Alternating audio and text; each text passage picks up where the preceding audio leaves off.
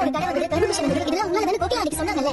ஆனா சீதா அதுக்கு முன்னாடி அருண் தான் இதெல்லாம் பண்ணிருக்காருன்னு சொல்லி நினைச்சிட்டு இருக்கா. இவங்க சொன்னதுக்கு அப்புறம் போய் அருண் கிட்ட கேட்டுக்கா. அவரே ஏதோ டென்ஷன் ஆகி கோவமா பேசிட்டாரு. அதுக்கு கோச்சிட்டு அம்மா வீட்டுக்கு கிளம்பி வந்துட்டா. பாத்தியா, இதுதான் ஆரம்பத்திலே கமிஷனர் கிட்ட இதெல்லாம் அருண் பண்ணதாவே இருக்கட்டும் சார், என் பேரை சொல்ல வேணாம்னு சொன்னேன். என்னால சீதா வீட்டுக்கு வந்துட்டா. அவளும் அவசரப்பட்டு இந்த சின்ன விஷயத்துக்கு வீட்டை விட்டு வந்துட்டா. அம்மா தான் ரொம்ப வருத்தப்பட்டாங்க. நீ அவளுக்கு புரியுற மாதிரி பேசி திரும்பி அனுப்பி வேண்டாங்களா?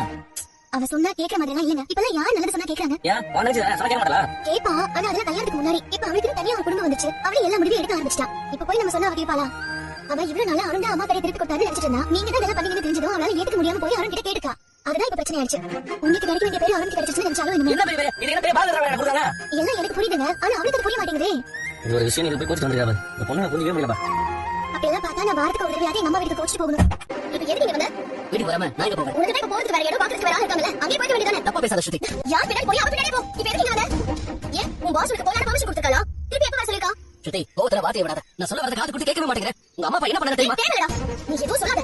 உன் ரீசன் எதுவும் தேவையில்ல. ஸ்டார்ட்ல நீ குக் பண்ற மாதிரி ஏதாவது ஒரு கதையை குக் பண்ணி சொல்லுவேன். நான் பையன் மாதிரி கேட்கவே நினைச்சியா? நீ சொல்ற எதுவுமே நான் கேட்க ரெடியா இல்ல. சரி, நீ கேட்கவும் தேவையில்ல. ஒரு 2 நிமிஷம் நான் சொல்ல வரத உன்னால கேட்கவே முடியலனா உன்கிட்ட பேசுறது வேஸ்ட். நீ போடா. இதுக்கு மேல நான் உன்கிட்ட பேசவே வரல. நான் ஆல்ரெடி பயங்கர டென்ஷன்ல இருக்கேன். ஓ, தனியா ரெஸ்டாரண்ட் ஓபன் பண்ணி இவ்ளோ ஹார்ட் பண்ணிட்டேன். என்ன விட உனக்கு டென்ஷன் அதிகமா இருக்குல்ல? ரெஸ்டாரண்ட்ல இருந்து போகும்போது நல்லா போனே. இப்போ என்ன? அந்த நீ அவ டென்ஷன் உன் தலையில வச்சு அனுப்பிட்டாளா? ஏய், என்ன பண்ற? உன்கிட்ட பேசுறத விட படுக்கதே மேல். உனக்கு தான் என் கூட பேசுறது பிடிக்கல. அப்புறம் ஏன் பக்கத்துல வந்து படுற? பக்கத்துல படுற. என்ன சம்பந்தி? என்ன விஷயம்? நீங்க நம்ம வீட்டுக்கு வந்திருக்கலாமே. இங்க எதுக்கு? சில விஷயங்கள்லாம் உங்க வீட்ல வச்சு பேச முடியாது. அதனால தான் நாங்க இங்க வந்தோம். அதுவும் இல்லாம அங்க உங்க பையன் முத்து இருப்பாரு.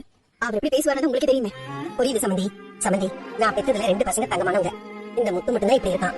சரி விடுங்க. என்ன விஷயம் சம்பந்தி? சுதி நினைக்கும் போது கொஞ்சம் வேதனை ஆயிட்டு. என்னாச்சு? மாப்பிள்ள சுத்தி ஆரம்பிச்ச ரெஸ்டாரண்ட்டுக்கு வராம இருக்கிறது ரொம்ப கஷ்டமா இருக்கு சம்பந்தி. எந்த மோட எத்தனை வெளிய ஹோட்டல் ஆரம்பிச்சு அவளுக்கும் ஹோட்டல் பிசினஸ்க்கும் எந்த சம்பந்தம் இல்ல. நீங்களோட மோட ஷெஃபா இருக்கிறதுனால தானே எந்த மோட ஹோட்டல் ஆரம்பிச்சேன்.